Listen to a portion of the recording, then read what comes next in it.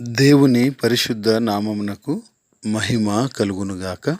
కృపావాక్కు అను ఆధ్యాత్మిక కార్యక్రమమునకు మీకు స్వాగతం. ఈరోజు దేవుని వాక్యం. ఇది యెహోవా ఏర్పాటు చేసిన దినము. దీని యందు మనము ఉత్సహించి సంతోషించదము.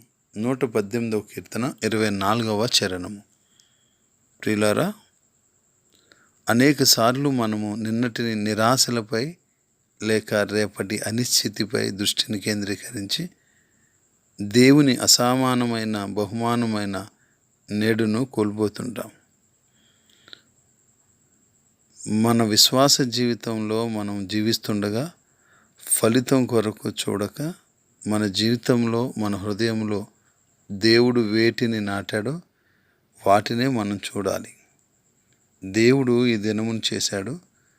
దానిని మనం ఉత్సహించి ఆయన నామంలో ఇతరులకు సేవ చేసే ప్రతి అవకాశాన్ని వినియోగించుకుందాం.